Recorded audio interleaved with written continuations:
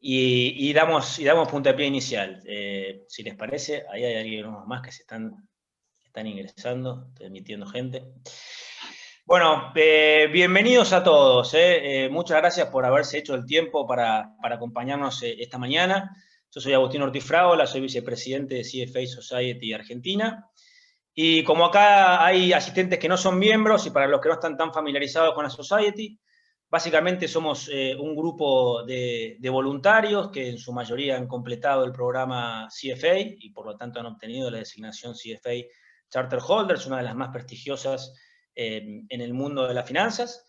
Y la verdad es que nuestra misión, entre las cosas que incluye, es la de tratar sistemáticamente de maximizar la ética, la sofisticación y el profesionalismo de la industria. Y para eso hacemos eventos como este que estamos teniendo hoy día. Hemos hecho eventos de criptomonedas, allá por un febrero, también muy exitoso. Hemos hecho eventos de coyuntura y de estrategia. Pero también hacemos publicaciones, damos cursos en donde, por supuesto, intentamos apoyar a los candidatos que están en este proceso de obtener la designación, sobre todo en estos último año y medio, diría, tan complicado, sobre todo en Argentina, pero también en todo el mundo, en donde mucha incertidumbre para ver cuándo se puede rendir, con lo cual tratando, dentro de la medida de lo posible, de apoyar a los candidatos, a los cuales les pedimos y sobre todo les aconsejamos que no se rindan en estos momentos tan difíciles, porque realmente vale la pena el proceso y vale la pena tener la designación. Y un año más nos toca hacer eventos virtuales. La verdad es que nos han dado buen resultado porque hemos visto buena participación. Una lástima no poder vernos las caras en persona, porque eso siempre agrega para el networking, que eso para nosotros es muy, muy importante. Y en esta ocasión estamos muy contentos porque estamos coorganizando este evento con nuestros amigos de CFA Society Uruguay. Está presente ahí Bárbara Mainzer, la presidenta de CFA Society Uruguay, a quien le agradezco mucho que se haya prestado a coorganizar con nosotros, y con quienes hemos hecho muchos eventos a lo largo de estos últimos años. El último, el impuesto a las grandes fortunas, una temática difícil, sobre todo para nosotros, pero que ameritaba sin duda una conferencia para explicar de qué se trataba. Lo hicimos en marzo, si no me equivoco, marzo-abril, ya se me empiezan a mezclar un poco los meses. Y con quienes queremos, la verdad, seguir haciendo cosas porque nos parece que somos mercados súper complementarios y porque aparte tenemos una gran relación, con lo cual estoy seguro que vamos a seguir haciendo muchas cosas más juntos a lo largo de este año y de los próximos años. Hoy nos toca hacer un evento acerca de Brasil, se titula Brasil, coyuntura y oportunidades de inversión, y por supuesto teníamos que ir a buscar a los expertos en la materia, y por eso van a ver que los speakers, y ya ven las caras, son los amigos de Compass Group, quien no necesita presentación, pero por ser uno de los asset managers más importantes de la región, nos parecía súper atinado que nos den su visión de lo que está sucediendo en Brasil. Uno de los grandes mercados de Latinoamérica y con muchos temas para discutir. Así que muchas gracias también a la gente de Compass. Y esos son los agradecimientos. Así es, CFA Society Uruguay, por supuesto, una vez más, a Compass Group, principalmente a Juan Cruz Elizagaray, Country Head de Argentina y Uruguay, no solo por este evento, sino por estar siempre abierto a charlar con nosotros y a tratar de buscar sinergias entre la Society y la compañía, y también por ser uno de los fundadores de CFA Society Argentina y Uruguay, que en ese momento era una sola Society, así que muchas gracias, Juan Cruz, por estar siempre ahí. Y por supuesto agradecerles a ustedes, ¿no? A los asistentes que hoy nos acompañan en esta conferencia, especialmente a los miembros de Argentina y de Uruguay, a quienes una vez más enfáticamente les pedimos que se involucren, les pedimos que participen y les pedimos sobre todo que nos contacten por todos nuestros canales de comunicación para contarnos qué es lo que piensan que podemos hacer por ustedes, cómo piensan que podemos agregar valor, porque estamos para eso. Con lo cual, muchísimas gracias por estar. Tema cortito de logística. Son varios speakers los que van a hablar el día de hoy, así que les pedimos que vayan volcando sus preguntas en el chat y las vamos a ir consolidando al final. Si alguno se anima al final a también hacer preguntas sacándose, desilenciándose y charlando, buenísimo, porque lo haremos más dinámico al final en la parte de Q&A. Y bueno, un gustazo poder recibirlos en este evento. Sin mucho más, le doy la palabra a George Kerr, que es el Country Head de Compass Brasil, a quien también le agradezco, y todo tuyo, George. Muchas gracias, Agustín, y gracias a todos por conectarse y por la invitación. Perdón por mi portuñol, basado acá en Brasil, intentando hablar con ustedes acá hoy. Compass abrió la oficina acá en 2018. En Brasil tenemos 15 personas, 2 PMs locales y 5 analistas. Entonces, invirtiendo y creciendo en la región, y un gusto estar acá hoy. Nathan, nuestro analista macro, basado en Nueva York, con enfoque en Brasil, va a empezar. Después, Rafa Mendonça, nuestro socio responsable por nuestras estrategias Large Cap Latam, también basado en Nueva York, después va a hablar un poco de equities. Y Tomás Venecian, basado en Santiago, va a hablar de renta fija. Tomás, un socio también de Compass. Muchas gracias y hablamos al final. Nathan, puede empezar, por favor.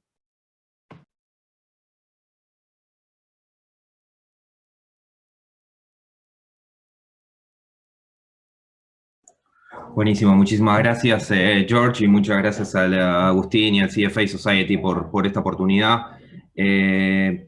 Bueno, empezando un poco como dijo George,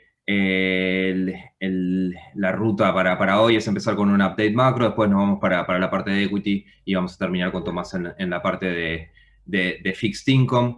Y bueno, entonces quizás yendo un poco más del top-down, ¿no? al bottom-up, como vemos el tema de la economía global en 2021, vemos que, como pueden ver en el gráfico de la izquierda, hay un crecimiento esperado para 2021-2022 que va a ser muy por arriba de lo que fue el crecimiento de los últimos 2 años. Esto tiene que ver con una situación de estímulo fiscal muy grande, liquidez, tasas bajas, también programa de infraestructura, tiene que ver en China, tiene que ver en Estados Unidos, en Europa también hasta cierto nivel. Y bueno, y todo esto te genera un ambiente muy propicio para una alta del precio de las commodities, algo que pueden ver en el gráfico de la derecha. Eso claro que lo podemos distinguir, ¿no? en los commodities que tienen que ver con energía, ¿no? Petróleo, gas, y por otro lado los que son ex energía, minerales, agrícolas, esos evidentemente por las circunstancias del mundo, ¿no?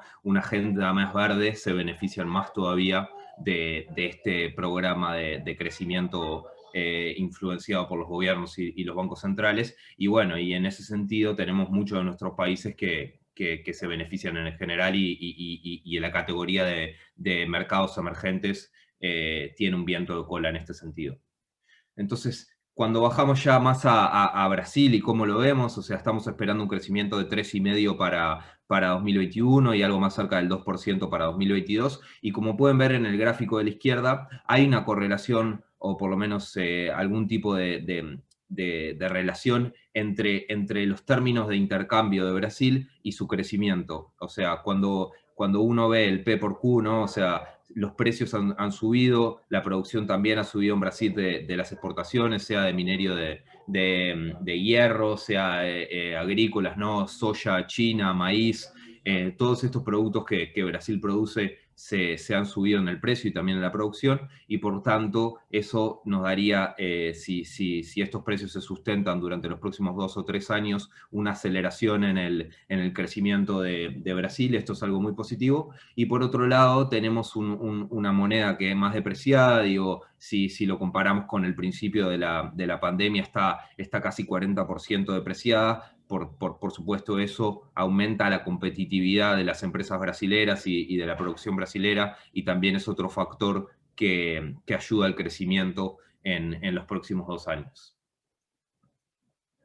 Por otro lado, y algo que creo que es muy importante para Rafa especialmente, es que la inflación ha venido cayendo a pesar de que este año la inflación está al 5% por efectos bases. Eso es algo que lo estamos viendo a nivel global. Cuando vemos el proceso más largo de los últimos 20 años, post plano real, vemos que hay una caída en la inflación. Esto es algo muy importante y es algo que pensamos que va a seguir por los próximos 2 o 3 años sin problema. O sea, el gran nivel de desempleo en Brasil va a hacer que, o tendría que hacer que la inflación se mantuviera dentro del rango meta del Banco Central, y por lo tanto esperamos una alta de la Selic, pero no a niveles quizás lo que vimos hace 2 o 3 años, antes de la época Temer con Dilma, pero sí no llegaremos a los 2 dígitos, pero algo más cerca de 6,5, algo entre 6 y 6,5 para fin de año, y ya una normalización de la política monetaria para final de 2022, cerca del 7,5, pero todavía a niveles que no paran este proceso de movimiento fuera de renta fija a equity, ¿no? Y por otro lado, una cosa que es muy importante es que a pesar de que no tengamos una normalización total en la tasa de interés, igual vamos a estar hablando de Brasil volviendo y siendo uno de los primeros emergentes en el universo invertible que vuelve a tener tasas reales positivas, lo cual debería ser un sustento para la moneda, y de alguna forma esto lo vamos viendo, ¿no? Digo, después de un spike en 5,80 hace un mes y medio, ahora el real se sitúa en 5,30. Pensamos que eso tiene que ver también por el soporte de esta expectativa de tasas más altas. Un tema que sin duda todavía nos aqueja y que uno no, cuando toca la parte macro no puede dejar de hablarlo, es el tema del COVID, por supuesto. Digo, Brasil está pasando por una ola bastante fuerte de COVID. Digo, empezó con la mutación de Manaus, ¿no? Y de alguna forma eso lo podemos ver. Tuvimos casi 90.000 casos por día hace un par de semanas. Ahora está estabilizado arriba de los 60.000, pero hay que ver si no tendremos un resurgimiento con la reapertura y la disminución de las medidas de distanciamiento social. Pero por otro lado hay un tema muy positivo, que es que el número de muertes y el número de ocupación de las camas del CTI se está estabilizando por cerca del 80%, que es un número alto, pero no es un número que significa el colapso del sistema hospitalario. Y por otro lado, creo que es lo que nos deja más optimistas es el tema de la vacunación, quizás no a la velocidad máxima que podría ir. Digo, Brasil tiene un gran programa de vacunación, es algo que nos gusta decirle mucho a nuestros clientes globales, que es que cuando tenés baja inversión en el sistema hospitalario, de alguna forma precisás tener un gran sistema de vacunación para prevenir que la gente llegue a los hospitales, y en eso Brasil tiene un gran despliegue a nivel nacional. Digo, es un país continental y de todas formas consigue vacunar a toda su población, y eso de alguna forma lo vemos en las encuestas de aprobación de la vacuna. 90% de la población dice que quiere vacunarse, lo cual es muy importante. Y bueno, si la velocidad actual se confirma, estamos hablando de que la población de 55 años o más va a estar totalmente vacunada para mitad de julio, final de julio, lo cual va a permitir una normalización de la actividad económica ya en el segundo semestre, lo cual es muy importante para actividad. Un tema que es específico de Brasil, pero creo que post pandemia es muy importante para todos los países, nadie se escapa a los aumentos de gasto que tuvimos, es el tema de la deuda pública. Estamos hablando de que Brasil estaba en su deuda bruta 89%, eso es un nivel bastante elevado para un país emergente. Y lo más importante es de alguna forma esta ancla fiscal que hoy tiene Brasil, que es el techo de los gastos. Pensamos que en 2022 no va a tener problema, y por eso les traigo este gráfico de la derecha, que de alguna forma hay una diferencia entre la indexación del techo de gastos y la indexación de los gastos per se, ¿no? Los gastos obligatorios, y eso le va a abrir un espacio de algo como entre 100 y 120 billones de reales al techo de gastos para aumentar los gastos del gobierno, perdón por la redundancia, y pensamos que eso va a ayudar al gobierno Bolsonaro a aumentar los planes sociales en 2022, y entonces en ese sentido no hay un riesgo, por lo menos por los próximos 18 o 20 meses, en términos de la ancla fiscal, y eso es bastante importante. Bueno, y cerrando por el tema que todos esperamos, ¿no? El tema de la política. Del lado izquierdo les traigo un gráfico de aprobación de Bolsonaro. O sea, Bolsonaro ha tenido una gestión bastante complicada, por llamarlo de alguna forma, crisis económica, posturas quizás no muy alineadas con la ciencia en términos de la pandemia, el uso de máscaras, distanciamiento, pero consigue todavía tener un apoyo de su núcleo que ronda entre el 25 y el 30% de los votantes. Eso es algo bastante importante, lo protege mucho de quizás de un impeachment como fue el caso de Dilma, ¿no? O sea, que la aprobación de ella se fue abajo del 10%. Entonces, eso creo que es lo más importante. O sea, todavía sigue siendo un candidato competitivo para las elecciones del próximo año. Por otro lado, los eventos del Poder Judicial han hecho que de facto Lula sea un candidato que puede competir en las elecciones del próximo año. Digo, no diría que es 100%, pero si no es 100 es 98, 99%. Y bueno, y por último, creo que es lo más importante, es que todavía no aparece una tercera vía, quizás un candidato que sea más de centro, que corra entre estos dos, entre Lula y Bolsonaro. Todavía no queda muy claro una tercera vía que todavía no aparece. Entonces, digo, quizás resumiendo, digo, pensamos que hay espacio ahora para, para un crecimiento más acelerado en los próximos meses. Digo, ya a fin de año nos metemos en la ventana de 12 meses de preeleccionaria, lo cual va a cambiar un poco la discusión, pero ahora hay una ventana de oportunidad en las próximas semanas, meses, hasta ese momento. La inflación va a ser un tema para tener el radar, pero pensamos que van a ser más efectos transitorios. Y bueno, y el Banco Central normalizando la política monetaria, saliendo del estímulo bastante grande que tiene ahora, y eso también nos va a ayudar por el lado de la moneda, que va a contribuir a un ambiente de negocios más estable también. Así que bueno, sin más, le paso la palabra a Tomás, a Rafa, para que hablemos de la parte de renta variable. Gracias Natán. La introducción macro normalmente a equity es clave. Es difícil entender muchas veces lo que pasa en acciones en Brasil sin entender la macro. Nosotros tratamos de agregar alfa a nuestro portafolio más bien a lo que se llama bottom-up, que elegir las compañías, más que elegir o anticipar el ambiente macro. Y por desgracia en nuestra región en general muchas veces tiene más que ver con temas políticos, ni siquiera es macro per se. Pero el resumen macro ahora es bien pertinente hacerlo, porque hemos pasado por un año en Brasil bien complejo. COVID ha atacado, han habido variantes en Brasil respecto a COVID. El gobierno agresivamente trató de mitigar este impacto sin tener el plan sanitario que permitiría decir que lo que se gastó el año pasado fue y había un tema de gasto que siguió presionando, obligando a Central a subir tasas.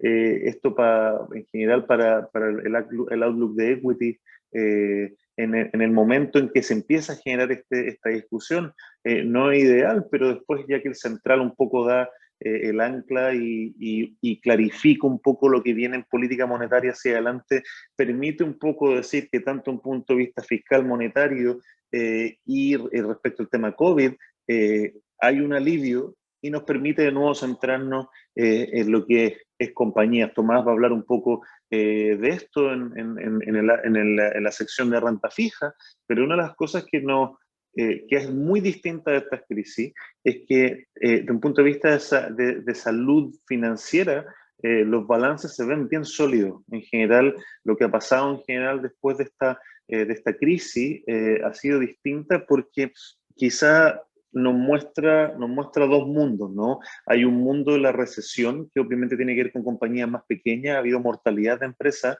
que obviamente no son las que más nosotros o ustedes pueden leer. Son compañías pequeñas y medianas, ¿no? Ni siquiera están cercanas a estar listadas. Las compañías que están listadas de alguna manera se han beneficiado en la práctica de esto, ganando market share solamente porque sus competidores eventualmente desaparecen o se ven más débiles porque no estaban preparados frente a una crisis.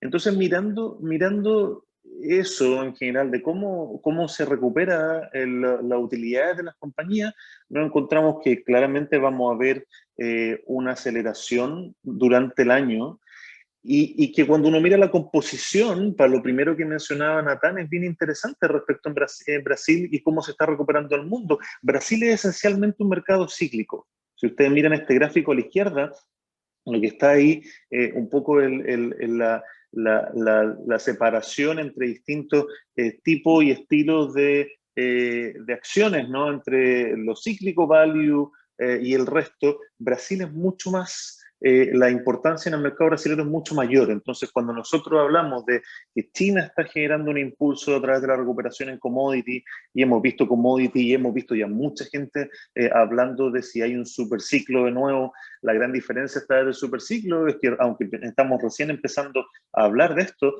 la oferta no está respondiendo aún muy rápido, pero como en todo ciclo esto debería pasar.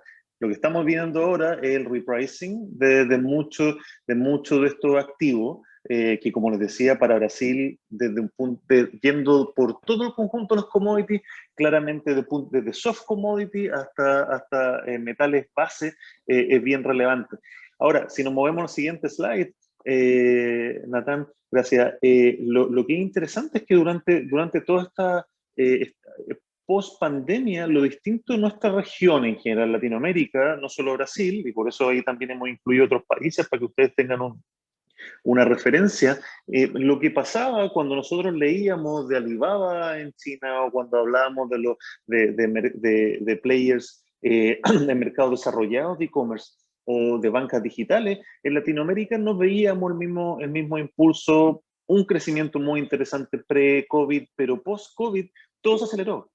La diferencia en Latinoamérica, que veníamos muy detrás, y esto incluye a Brasil, miren el tamaño de Amazon en Brasil, versus lo que tienen otros países del tamaño de Brasil, más de 200 millones de personas, su desarrollo y su tamaño de operación era bastante limitado.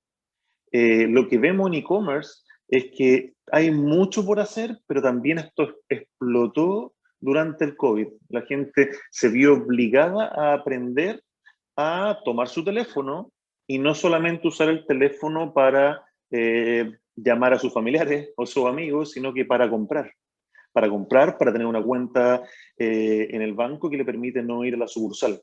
Entonces, esto es un cambio bien relevante. Entonces, ahí, para nosotros que invertimos en acciones, nos permite no solamente estar un poco dependiendo de lo que pase con commodities, sino que también nos permite elegir entre distintos tipos de acciones, ¿no? Tanto value como growth.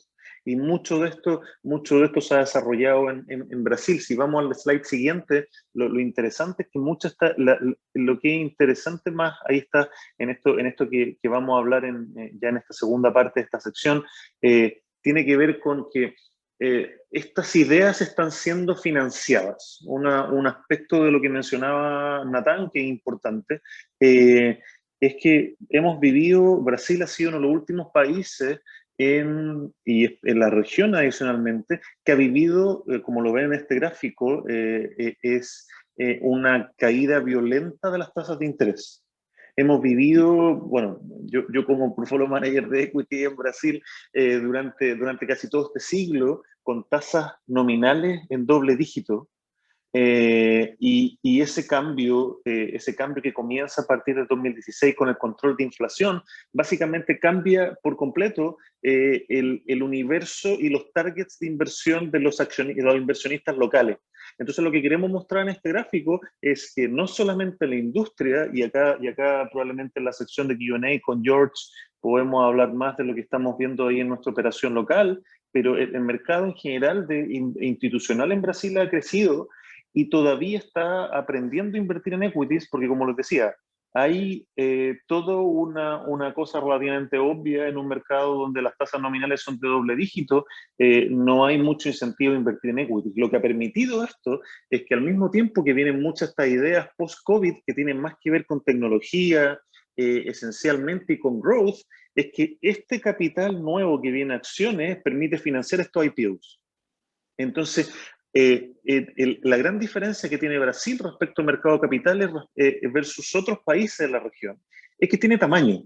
Si ustedes piensan en una de nuestras compañías, que podemos comentar ejemplos, pero una compañía que básicamente hace logística de e-commerce a clientes más bien pequeños, no las tiendas más grandes, y logra tener un scope que es tanto en el norte como en el sur de Brasil, esa compañía es capaz de generar retornos sobre capital que va a ser sosteniblemente más alto que otros pares de la región y que además va financiando sus compras de otras compañías y su propio crecimiento orgánico gracias a que esto está pasando, de que la gente está en Brasil y el inversionista promedio alocando más equity. En el slide siguiente lo que vemos además es que no solamente esto se extiende a los inversionistas institucionales, tanto los inversionistas institucionales como nosotros, como las personas naturales, como los inversionistas individuales, han comenzado a invertir más en acciones. Le han perdido el miedo, a pesar de que es un activo más volátil,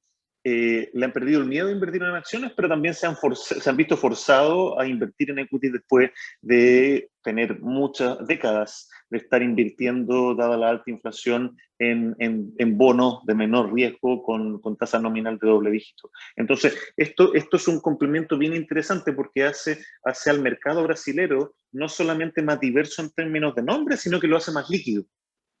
Y eso obviamente es atractivo para cualquier inversionista global. Y la última idea en este slide, antes de pasar, es dejarle la palabra a Tomás en nuestra sección de renta fija brasilera. Si por favor podemos ir al último slide, hablando un poco de valorizaciones. Claramente acá había un rezago, acá esencialmente hay una oportunidad en el sentido que uno dice, como lo vemos nosotros en Brasil, que la mayoría de nuestros portafolios latinoamericanos, 60% de exposición en Latinoamérica que tenemos a Brasil, es un activo que está detrás del performance de muchos otros mercados. ¿Por qué? Por la política, por lo que mencionaba Natán, viene eventualmente Lula a participar el próximo año en elecciones, por COVID, porque el crecimiento estaba más lento. Es difícil para nosotros, obviamente siempre puede pasar algo más, pero pensar en una combinación peor, entonces hemos estado muy rezagados en Brasil. Y eso es cuando uno mira respecto de sus pares de mercado emergente y sobre todo mercados desarrollados. Y cuando uno mira valorizaciones, y lo que tiene a la izquierda es básicamente el earnings yield menos la tasa equivalente, en duración equivalente, menor riesgo, ese spread lo vemos transándose en niveles muy por sobre la media histórica en Brasil. Entonces, resumiendo un poco lo que vemos en el mercado base brasilero, es que vemos ¿cómo se llama?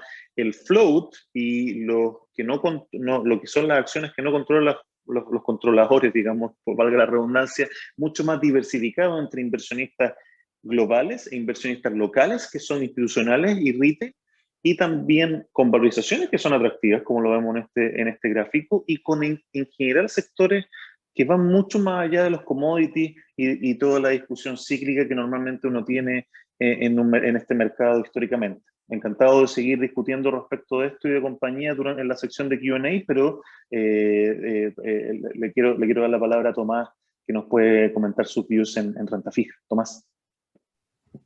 Gracias, Rafa. Buenos días a todos. Gracias por la oportunidad de poder presentarles. La buena noticia es que vamos a hablar de Brasil y no de Chile. Ya habrán notado nuestro acento, así que pues, y la verdad es que yo les diría que acá el foco que queremos presentarle es un poco más Brasil, digamos, en un contexto, digamos, de renta fija internacional. Y para partir hablando de eso, es notable pensar, digamos, mirar este asset class, digamos, la última década, y vemos que el crecimiento y la diversificación de las compañías latinoamericanas en el mercado exterior ha sido brutal, digamos, ha sido notable. Y post-crisis financiera, digamos, Post-crisis financiera, emerging market bonds han crecido tremendamente, digamos, siendo hoy día más grande que el mercado US High Yield, son 2.5 trillions, versus el mercado US High Yield, que es de 1,5 trillion, y es prácticamente el doble de tamaño del mercado de bonos emergentes. Entonces, corporativo emergente ha crecido mucho. Dentro de eso, Latinoamérica es un porcentaje muy relevante, es un cuarto, digamos, de este mercado. Y en la slide siguiente, digamos, dentro de Latinoamérica, Brasil es algo que es absolutamente clave, digamos. Es el 40%, es el país más grande de la región, definitivamente, digamos, desde prácticamente cualquier tipo de medición. Y en esta clase de activo, digamos, no es la excepción, es básicamente 40%.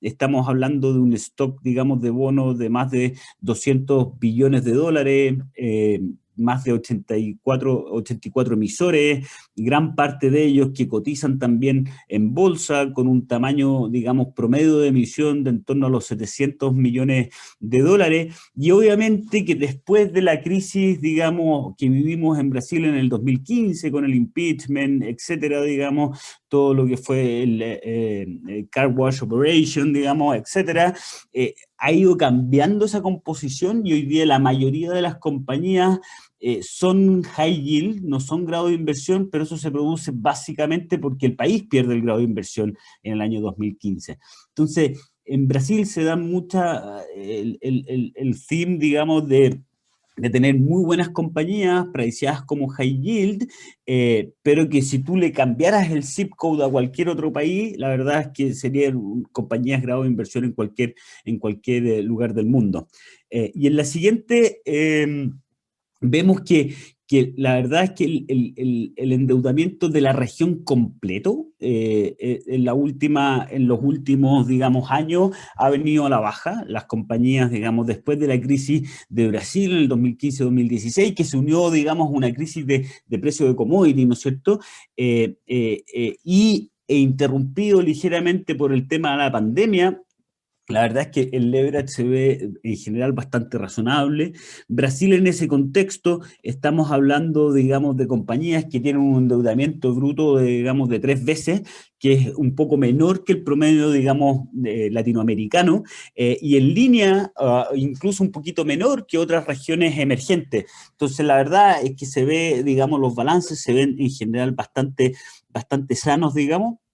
Y como vemos en la siguiente, digamos, haciéndole un zoom a Brasil, la verdad es que el deleverage que hemos visto desde la crisis del impeachment del 2015, la verdad es que ha sido bastante impresionante. O sea, llegamos a tener un leverage sobre las 4 veces, y hoy día está en torno a las 2 veces y media. Nosotros esperamos que para el 2021 esta tendencia continúe después de haberse interrumpido básicamente durante la pandemia.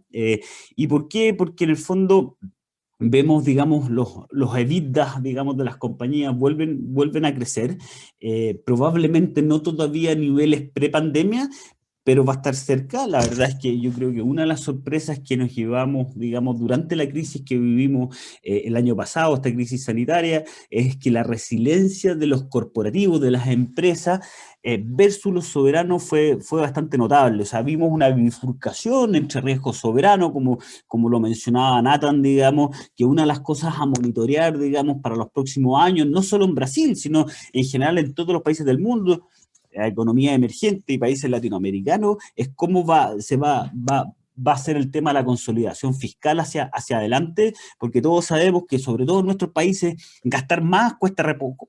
El problema es cuando uno tiene que gastar menos en un ambiente político que está más enredado en todos lados. Evidentemente, eso se hace más difícil. Pero entonces vemos esa bifurcación con los corporativos, en donde las empresas hemos visto que han hecho un montón de ventas de activos no esenciales, han disminuido sus planes de expansión, han cortado costos, han mejorado márgenes. Por tanto, la salud desde el punto de vista estrictamente de crédito, hoy día las compañías están mucho más sanas que hace 5 años atrás. Y eso en el caso de Brasil yo les diría que es bastante notable y se ve mucho, digamos.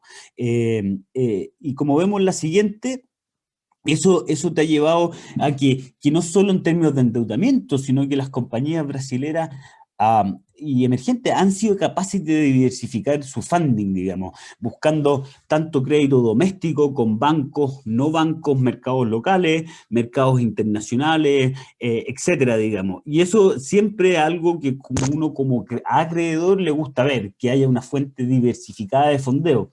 Y por otro lado, si uno mira los vencimientos para los próximos años, la verdad es que se ve bastante manejable.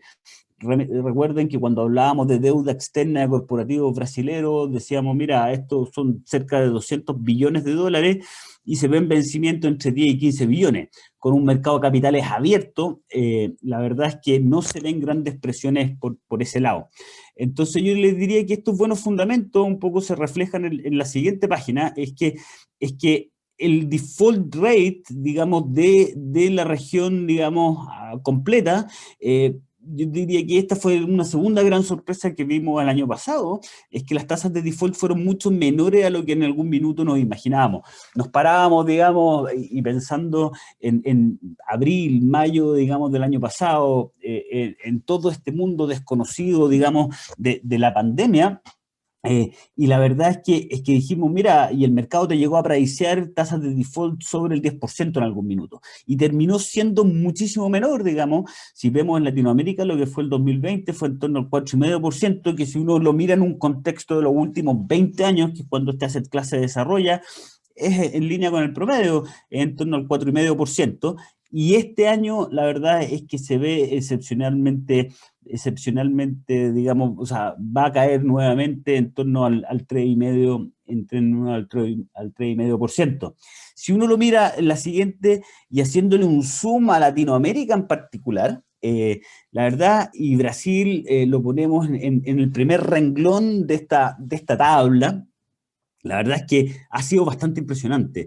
Y esta buena salud este deleverage que les mostrábamos en las slides anteriores se refleja, digamos, en esto, en tasas de default muy bajitas. Si miran el año 2019 fue 0,2%, el año pasado fue bastante notable. Brasil no tuvo ningún default y de nuevo, este es pensando en un mercado, digamos, de las compañías que son las más grandes, que como decía Rafa, se han beneficiado, digamos, de toda esta pandemia, donde hemos visto bastante más sufrimiento, por así decirlo, en las pequeñas y medianas compañías, pero las grandes, la verdad, y las que son capaces de emitir en los mercados internacionales, se han visto beneficiadas y no tuvimos eventos de default. Si eso nos remontamos un poquito a la historia, la verdad es que lo ves en la crisis de Brasil, 2014, 2015, 2016, con tasas de default en torno al 10%, digamos. Entonces, la verdad es que estos buenos fundamentos corporativos se han reflejado en lo que a uno como acreedor más le importa al final del día, que no te defaulteen los papeles. Y la verdad es que para este año creemos que esa presión, digamos, cuando uno mira las tasas de default esperadas para Latinoamérica en torno al 3,5%, la mayoría debería venir fuera de Brasil. Y no vemos presiones en particular en Brasil. En la siguiente... Ahora, la pregunta es cuánto de esto está reflejado en las valorizaciones, ¿no es cierto? Y para eso miramos, digamos, el spread, y los spreads se ven relativamente fairly value. Este mercado, yo les diría, en Brasil no se ve barato, pero tampoco se ve caro, se ve en línea con su historia.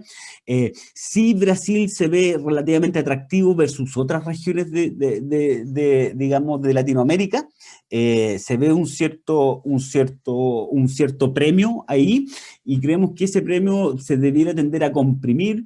¿Por qué? Porque de nuevo el default esperado y los fundamentos de las compañías en Brasil son relativamente mejor, digamos, que en otros países de la región. Y como vemos en la siguiente, tanto esto lo vemos más, digamos, tanto para la parte de grado de inversión, como tú lo ves en la izquierda, en donde en el fondo tuviste un pic en la crisis financiera, tuviste el pic más grande durante el impeachment, que no fue solamente el tema del impeachment. Recuerden que vino todo, y para los que han estado invirtiendo en Brasil hace más años, para mi gusto no fue tanto eso, sino fue más el tema de corrupción, digamos, de lavallato, etcétera, porque tú no sabías qué compañía estaba involucrada en qué. Entonces el inversionista global vendía todo y no le interesaba porque tú no sabías por dónde, era como caminar en un campo minado, básicamente. Entonces, y eso se fue obviamente normalizando con el tiempo y te dio oportunidades bastante grandes, te las dio también el tema de la pandemia. Entonces hoy día se ve ese tema un poquito más apretado, pero en términos generales vemos más espacio, digamos, en temas más high yield. Pero en un contexto general, digamos, Brasil sigue siendo atractivo, pero obviamente ese low hanging fruit, digamos, que vimos en algún minuto del año pasado ya no está. Por tanto, yo le diría la siguiente, la necesidad de ser selectivo acá es súper importante, digamos. Y aquí algunas cosas que nos gustan versus las que no nos gustan desde el punto de vista de crédito. En general, deuda sistémica digamos, o sea, deuda subordinada de bancos sistémicos, creemos que los bancos en Brasil están bien capitalizados, pasaron muy bien la crisis, por tanto vemos valor ahí en productores de materias primas, sobre todo en mineral de hierro y pulp and paper, sobre todo la parte más larga de la curva, vemos espacios para compresión de spreads adicionales. Utility hay que ser súper cuidadoso, el mismatch de moneda es algo que nosotros nos preocupamos mucho, entonces hay que ir caso a caso, quién tiene hechada la deuda, quién no, etcétera, pero vemos ciertas oportunidades de manera selectiva, lo mismo que en petróleo y gas, y en FPSOs, pero estamos fuera de los drillers, ahí entra un poquito más tecnicismo, pero vemos más valor por ese lado, por el lado de producción, digamos, más que por el lado de CAPEX. En el sector de salud vemos oportunidades también interesantes, productores de alimentos, digamos, en un sector que efectivamente tienen muchísimas ventajas competitivas, como lo decía Nathan, creemos que el real, digamos, les ayuda muchísimo al sector, lo mismo que el sector agrícola de manera selectiva, y cementeras apostando, digamos, a un programa de infraestructura, digamos, creemos que van a andar bastante bien durante los próximos 12 a 24 meses. ¿Qué cosas no nos gustan y que seríamos más cuidadosos en Brasil? El sector de telecom y media, en general, bastante apalancado, en los emisores en los mercados internacionales, hay que ser cuidadosos ahí. Sector industrial, digamos, también hay que tener algo de cuidado con algunos emisores ahí. Constructoras, estamos fuera por temas de gobiernos corporativos, digamos, es algo que nosotros nos preocupamos muchísimo. En términos, digamos, de aerolíneas, también en las unsecured, creemos que a los precios actuales riesgo-retorno no nos hace sentido, digamos, y por último, como les comentaba antes, en drillers. Así que encantado después de poder conversar aquí les tiro alguna idea, encantado de poder conversar cualquiera una de estas, digamos, en más profundidad en la sesión de Q&A. Si quieres, Nathan, en la última. Si quieres tú... Perfecto, gracias Tomás. Entonces digo, quizás resumiendo un poco lo que hablamos antes de devolverle la palabra a George y a Agustín, digo, vemos una ventana de estabilidad en las próximas semanas con la retomada de actividad y la estabilización de la pandemia. Es un escenario que ya cuando nos vamos para final de año va a ser más volátil, digo, simplemente porque... Como hablamos antes, vamos a tener una elección que todavía genera mucha incertidumbre. En el universo de renta variable vemos que se expande el universo invertible, ¿no? Mayor diversificación gracias al crecimiento del mercado de capitales. También una mayor exposición de parte de los inversionistas locales es estructural por el tema del cambio de tasas, ¿no? Un menor nivel de tasas. Y por supuesto que las valorizaciones están atractivas cuando los vemos frente a los pares de mercados emergentes, ¿no? Y terminando, como habló Tomás, en la parte de renta fija, vemos que los corporativos han conseguido diversificar sus fuentes de fondeo, lo cual es muy importante, y que post-2015, ¿no? Los fundamentos han mejorado mucho, digo, ha habido una reducción importante de leverage, y bueno, pero pero sí, conforme las tasas globales se han apretado, vemos que las valorizaciones de Brasil no se escapan, están más apretadas, pero hay que entenderlo también en un contexto global, y finalmente hay una necesidad de ser selectivo y elegir los sectores que pensamos que van a ser los ganadores en este nuevo ciclo, esta nueva retomada cíclica global, como dijo Rafa en su presentación. Así que, bueno, eso es nuestra presentación. Entiendo que vamos a pasar a la parte de Q&A. Bárbaro. Muchas gracias, Nathan. Muchas gracias, George. Muchas gracias, Rafael, y muchas gracias, Tomás. Súper claro los cuatro. Vamos a tratar de ordenar un poco las preguntas que fueron apareciendo en el orden que más o menos se dio la presentación. Arrancamos con un poquito de macro internacional. ¿Cómo ven el impacto en Brasil de un proceso de tapering de la Fed antes de lo esperado? Y de la mano con eso, en este proceso o no, si ustedes lo ven, ¿qué pasaría con los commodities? ¿Podrían seguir subiendo? ¿Y por qué sería? Me parece que más para Nathan, ¿no? ¿O para George? Sí, perfecto. No, pienso que, o sea, depende mucho de qué es lo que hablamos, ¿no? Digo, me parece que el mercado hoy en día tiene price de algo que es un tapering que puede ser más final de third quarter, principio de fourth, y quizás la expectativa del Fed es que sea un proceso que empiece en el primer trimestre de 2022. Entonces, como que me parece que si no tenemos una sorpresa inflacionaria muy importante, que digamos que sea algo que el tapering empiece ya ahora nomás, o sea, no sé, en septiembre, octubre, o sea, muy antes, 6 meses antes de lo esperado por el Fed, creo que el mercado tendría la posibilidad de digerirlo de forma ordenada. Ya si seguimos teniendo estos prints de inflación, ¿no? Muy por arriba de la expectativa y no debido a factores transitorios o efectos de cuello de botella en la producción, ahí sí me parece que podríamos tener un problema tanto en commodities como en flujos para emergentes. Creo que a Brasil lo que lo ayuda un poco, y creo que Tomás también lo tocó un poco esto, es el perfil de amortizaciones. Significa que tenés una necesidad menor de recursos extranjeros para financiar. También el hecho de que Brasil hoy en día, por resultante de esta moneda tan depreciada como lo conversé, tiene una balanza de pagos que está en equilibrio, o sea que tiene una necesidad de recursos a nivel doméstico menor, digo, una serie de factores, ¿no? La crisis económica te hace importar menos, estás exportando más por la retomada cíclica global, también una moneda más depreciada hace que tus productores locales sean más competitivos en frente a quizás a los productores internacionales, China, etc. Entonces me parece que hoy Brasil está más equilibrado que en el pasado, pero digo, sin duda, ¿no? Si tenés un taper tantrum estilo 2013, digo, una sorpresa muy grande, 6 meses de anticipación del tapering, Brasil no tiene cómo escaparse a esto, pero creo que está en una posición más confortable que quizás en el pasado. Bárbaro, gracias, Nathan. Antes de pasar a nombres de acciones puntuales, preguntan por acá, ¿por qué cementeras sí, pero constructoras no? Creo que esa es para Tomás. Sí.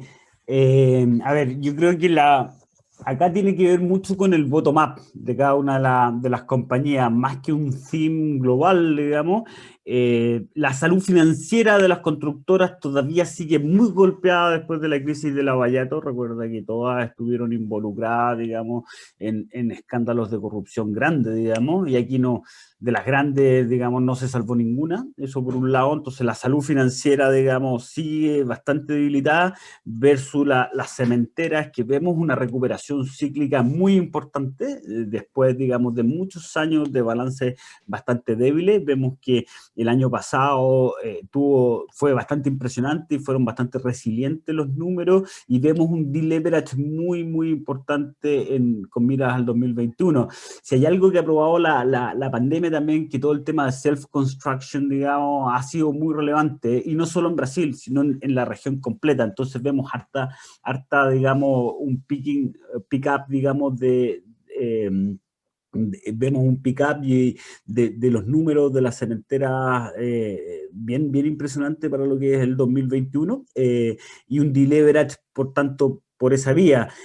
A su vez, las valorizaciones son bien atractivas también, digamos. Entonces, creo que hay una combinación de, digamos, riesgo-retorno súper interesante. Y por otro lado, no solo la salud financiera de las constructoras, sino los temas de corporate governance sigue estando presente, digamos. Aun cuando algo han mejorado en los últimos años, pero sigue siendo un mercado muy, muy complejo. Entonces, hay que tener mucho cuidado por ese lado.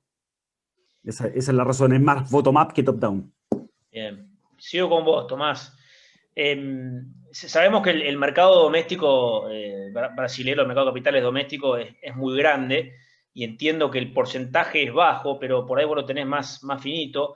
¿Cuál es el porcentaje, y metiéndonos ya en soberano, ¿no? ¿Cuál es el porcentaje de deuda soberana emitida en dólares sobre el total de la deuda brasilera? Y de la mano con esto, digamos, ¿a dónde podría ir el spread del soberano 2030? A ver, quizás está también una pregunta un poquito para Nathan, digamos, que me puede apoyar en ese lado, pero en general, gran parte de la deuda de Brasil, deuda doméstica, digamos, tanto a nivel soberano, sobre todo a nivel soberano, y eso te explica un poco la resiliencia y por qué Brasil en general es bastante más resiliente a escenarios de tapering en comparación a otros países del mundo. O sea, digamos, el nivel de reservas que tiene Brasil, la importancia del mercado local, digamos, es gigante versus, digamos, la emisión de Brasil en el exterior, digamos, que es casi no lo hacen por necesidad, es casi una manera de diversificar las fuentes de fondeo. Es totalmente distinto, digamos, a un caso como el de Argentina, ¿no es cierto? Que el mercado doméstico, uno de los grandes temas es que no existe un mercado doméstico de capitales, digamos. En el caso de Brasil es muy, muy relevante. El número exacto y no me lo sé, pero Nathan debe ser 10. Es por abajo del 10%. Abajo del 10%, digamos. Entonces no es tan relevante, digamos. Entonces yo creo, a ver, desde el punto de vista de valorizaciones de soberano, digamos, yo creo de nuevo, acá hay un tailwind, digamos, a nivel global, que es lo que te mueve las valorizaciones, digamos. O sea, digamos, escenario de tasas bajas, aun cuando han subido, van a seguir bajas por relativamente bastante tiempo, digamos. Entonces, ese ambiente de search for yield continúa. Si tú te vas a mercados desarrollados, no hay yield. Entonces, la gente está forzada a ir a mercados emergentes. Y ahí los fundamentales, digamos, de Brasil se ven relativamente bien. Ahora, creo que se ven a nivel soberano un pelito apretado, sobre todo pensando en un 2022 que vamos a tener riesgo político, digamos. Entonces yo creo que la manera de jugarlo de manera más inteligente es a través de corporativos que van a estar un poquito más isolated del riesgo soberano propiamente tal, digamos, y en donde un poco el spread por unidad de leverage se ve muy, muy atractivo, digamos, y te puede defender de esa volatilidad política de cierta forma si tú sabes elegir bien las batallas, digamos, o los créditos que quieres tener dentro de tu portafolio. Sí, quizás solo para complementar un poco la pregunta de Tomás, digo, no hay que olvidarse de que uno tiene que entender la paridad entre los intereses domésticos y los intereses internacionales, ¿no? Entonces, cuando uno quizás ve el Brasil 2030 o el 2050, a uno le puede parecer que están baratos en relación a los peers, ¿no? O su histórico, pero cuando uno los ve en relación a los intereses domésticos del DI, ¿no? La parte más larga de la curva DI, que está arriba del 9%, ahí me parece que ya no, quizás sea 4 y poquito, ya no parecen tan baratos como cuando uno los mira con los precios que estaban hace 6 meses. Clarísimo. Bueno, nos metemos un poquito en nombres. Nos preguntan por PBR, nos preguntan por Vale, Rafael, y si ves algún otro sector puntual que puede ser una oportunidad, especialmente preguntan por bancos. Te la hice medio amplia, pero a ver. Sí, el karma, cualquier portfolio manager brasilero es Petrobras, así que no sé si voy a decir Claro. algo demasiado conclusivo a esta altura, porque tiene elementos que son muy difíciles para la compañía de controlar. O sea, la gran noticia de los últimos 2 gobiernos en Brasil, incluyendo Temer, ha sido darle libertad a Petrobras respecto de manejo de su política de precios, de libertad de qué CAPEX elegir, de dónde invertir, de cuánto producir. Ese es un call político esencialmente. Tener el presidente Lula durante los gobiernos del Partido de los Trabajadores básicamente no le daba esa libertad a Petrobras y terminaba siendo un call eminentemente político. Entonces, mirando hacia adelante, Petrobras hoy día es una compañía muy cercana a cómo se manejaría una compañía privada, pero sigue siendo una compañía del gobierno. Y acá quizás si después George quiere agregar algo, feliz, por favor. Y es difícil, por lo tanto, para cualquiera que tiene que tomar la decisión de invertir en Petrobras, decir, ok, tengo que controlar el precio del petróleo, el factor político, y además, en muchos casos, dado la injerencia política que ha tenido la compañía, todo esto, además el FX. Entonces, Petrobras en su momento fue 10% de la inversión en Brasil. Entonces era básicamente una forma de influenciar la macro. Y en ese sentido, entrando el 2021, Petrobras se vuelve un call que va a tener mucho que ver con algo que ya es difícil de predecir, como el precio del petróleo, y con la discusión política respecto a qué gobierno vamos a tener. Entonces, aumenta el riesgo, claramente. Nosotros lo que hacemos, para ser full transparente, mira, después sobre todo la decisión de remover al CEO durante este año, básicamente nos recuerda que esto es una compañía del gobierno, que está cada 4 años sujeta a cambio, y nosotros preferimos invertir en compañías del sector, si nos gusta invertir en petróleo, del sector privado. Eso respecto de Petrobras. En Vale hay un call que tiene mucho que ver con el precio mineral de hierro. Hay un tema específico en China que tiene que ver con acero, que además beneficia a los precios mineral de hierro. Los precios mineral de hierro hoy día básicamente hacen que Vale sea extremadamente barata. La pregunta es si este es un super ciclo commodity. Es difícil asegurarlo en este momento, pero básicamente una compañía que es muy diferente al Vale de hace 10 años, una compañía que básicamente no tiene intervención política, es una corporación, ha tenido problemas ambientales, sí, pero básicamente no está haciendo proyectos que no agreguen valor a los accionistas. Nosotros hoy día tenemos en el fondo casi 10% de Vale. Entonces, esa es la discusión de Vale. En banco hay una discusión bien dura entre locales y extranjeros, ¿no? Ustedes han visto que los bancos han tenido una underperformance en todo el mundo, después no solamente por el tema del COVID per se y las mayores provisiones que tuvieron que establecer, sino que porque era esencialmente un sector ultra válido, muy poco growth, no tan de tecnología, y en todo el mundo han hecho underperformance. Brasil ha sido parte de eso. La discusión en Brasil tiene que ver con los bancos digitales versus los bancos tradicionales. Nosotros estamos en el view de que muchos de estos esfuerzos respecto de banca digital en los bancos tradicionales no están siendo reconocidos. A nosotros durante años hemos estado underweight en bancos brasileños. Además, te ayuda el ciclo de alza tasa. Están bastante underowned, pero más que nada nos parecen compañías donde hay un trabajo que no está siendo bien reconocido por el mercado, por esta quizá obsesión de mirar solo lo digital. Dicho todo eso, hay que ser bien selectivo en bancos. Recuerda que también tiene un banco del sector del gobierno, que es Banco Brasil listado.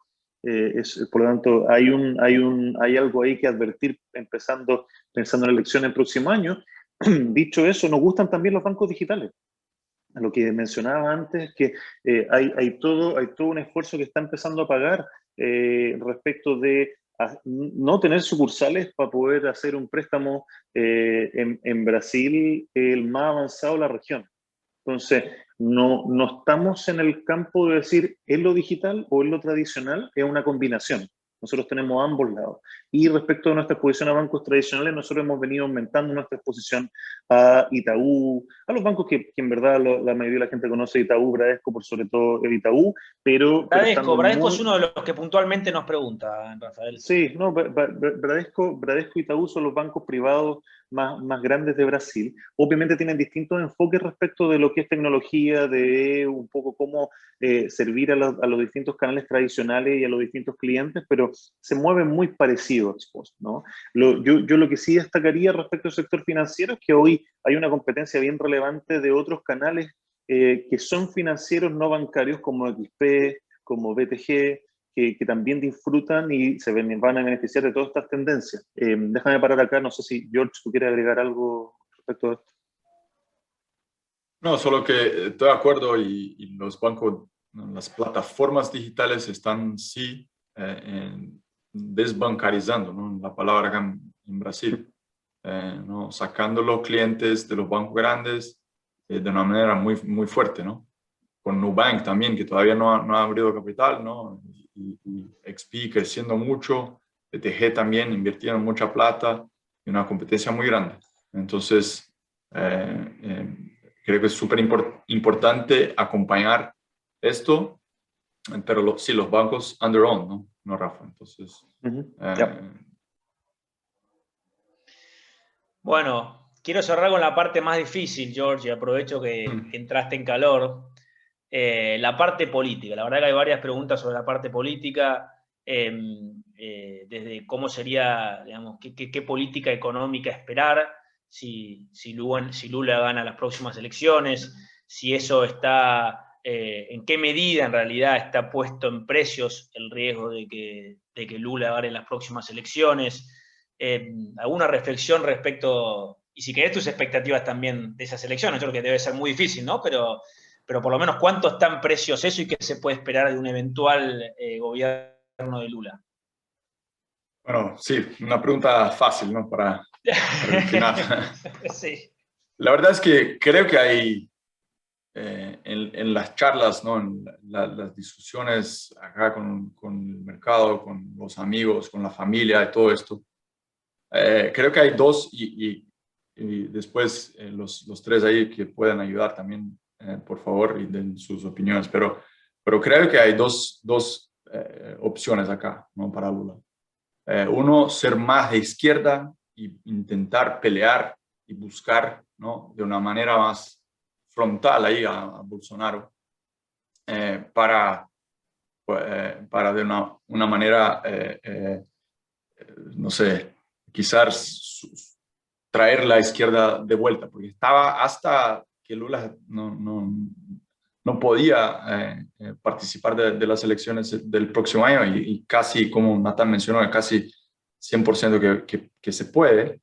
La izquierda no existía, las discusiones no habían un partido, una persona que era la oposición, ¿no? Entonces, cuando llega Lula, sí es un candidato fuerte y tiene la opción de quizás ser más de izquierda que era antes de su carta al pueblo brasileño en 2002, o ser un poco más de centro, ¿no? De centro, un poco menos ¿no? volátil, confrontando a Bolsonaro. La verdad es que creo yo hoy que no existe una tercera vía, no existe una persona todavía que sería un candidato fuerte para pelear con los dos. Entonces, lamentablemente creo que va a ser una campaña de peleas, de acusaciones y no de ideas. Y creo que Lula va a ser, es súper hábil políticamente y va a intentar de alguna manera leer cuál sería la mejor estrategia política, si es ser más de izquierda o no, para las elecciones. Mi visión es si él gana, y ojalá, espero que no, pero si él gana, creo que nosotros vimos con Bolsonaro un poco de lo mismo, ¿no? Entró Bolsonaro con una idea mucho más de derecha, de privatizaciones, etcétera, más agresiva que está entregando. Y la verdad es que lo que es obvio para mí, por lo menos, es que cuando está un presidente ahí, tiene que negociar con el central, ¿no? Tiene que sentar y de alguna manera trabajar con este bloque de varios, ¿no? Son varios partidos que no deja salir mucho a la derecha y mucho a la izquierda. Entonces, creo que vamos a seguir un poco en lo mismo. Creo que el mercado todavía no ha precificado de una manera a Lula ganando. Tiene, no sé, 20-30%, como siempre, ¿no? La izquierda. Como tuvo Haddad, ¿no? Que era una persona desconocida de los brasileños en general, pero el candidato de Lula en las elecciones de 2018. Entonces, todo eso para decir que es un riesgo para mí muy grande que Lula puede sí ganar. Si va a ser más radical o no, creo que puede intentar, pero siempre va a tener este centrado que quizás no va a dejar algunas cosas o otras cosas pasar. Entonces, por ejemplo, el techo de gasto súper importante ahí que Temer ha pasado, creo que es difícil que lo saque, ¿no? Ahora, puede ser que intente y va a intentar siempre hacer estas cosas, pero no va a ser tan fácil, ¿no? Entonces, no sé qué opinan los otros. Va a ser volátil, 18 meses de ¿no? De roller coasters ahí, pero no sé. Sí, habla bien de las instituciones, ¿no? Que las instituciones terminan moderando a los diferentes candidatos para que ninguno, una vez que toma el poder, se vaya para ninguno de los extremos. De alguna manera, en las campañas uno siempre tiende a tratar de enfatizar su discurso y después cuando asume se encuentra con un montón de trabas institucionales y no institucionales que no le permiten llevar a cabo muchas de las cosas que tal vez se propusieron durante la campaña. No sé si totalmente. Sí. Sí, solo para comentar, ¿no? Que él puede empezar más a la izquierda, justo como estabas mencionando tú, pero quizá va más al centro ¿no? Cuando llegue más cerca, para que el mercado y el establishment económico no tenga miedo, ¿no? Y sí, tiene que tener el apoyo del establishment económico, ¿no? Los empresarios, etcétera, para que llegue al final. Claro. No va a ser un fenómeno como Bolsonaro, que gastó, no sé, miles de dólares para una campaña a través de Twitter. Creo que va a ser una cosa distinta para la próxima elección. Clarísimo. No sé si Tomás, Rafael o Nathan quieren agregar algo de este tema de la política, que claramente es muy relevante. Podríamos estar hablando toda la mañana si hasta hay una serie Netflix que sí, el tema es que ni siquiera tiene final esa serie, porque se reabrió, parece que hay más temporadas que no sabemos para dónde van, pero lo que sí te podemos decir de un punto de vista de mercado, que claramente el mercado no ha apreciado al Lula de las declaraciones más violentas durante su proceso de investigación. El mercado no está apreciando eso, el mercado está de alguna manera esperando que viene, dándole eventualmente el beneficio de la duda y sobre todo pensando que no tiene mucha ganancia irse a la izquierda. O sea, además que hoy día no hay mucho que destruir, pongámoslo así. O sea, no hay mucho que gastar porque ya la deuda está alta, no hay muchos recursos que usar.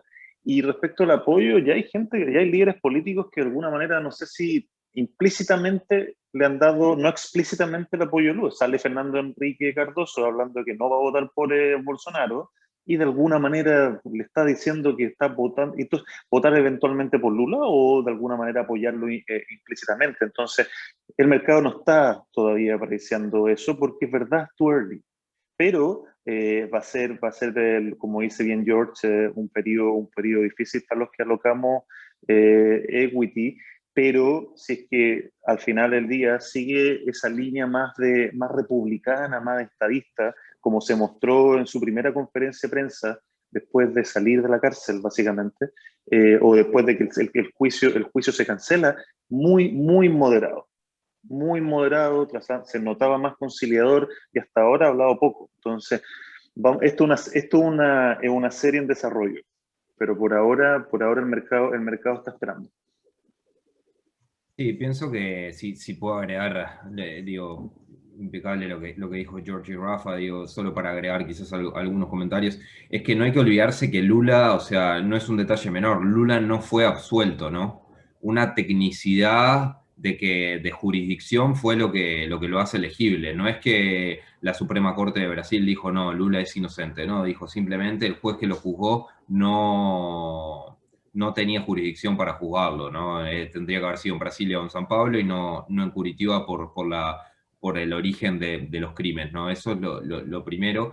Lo segundo, digo, concordando tanto con George como Rafa, ya vemos señales de que Lula se empieza a mover al centro, ¿no? Fue a Brasilia, se encontró con diferentes personajes de los partidos políticos, ¿no? Empieza a intentar establecer puentes con el Centrão que George comenta. Entonces me parece que eso es lo más importante, pero igual, digo, como George comentó, estamos hablando de un escenario político de polarización, ¿no? O sea, Bolsonaro contra Lula, no es una panacea de la moderación política, ¿no? Digo, y de alguna forma Bolsonaro, a pesar de que ha tenido una gestión que digo, no fácil, ¿no? Porque la pandemia ha sido un gran desafío para todos los líderes mundiales, ha tenido muchos desaciertos y eso le complica un poco la carrera, pero va a tener toda la máquina política a su favor Bolsonaro, pero por otro lado tenés a Lula que tiene un núcleo de, como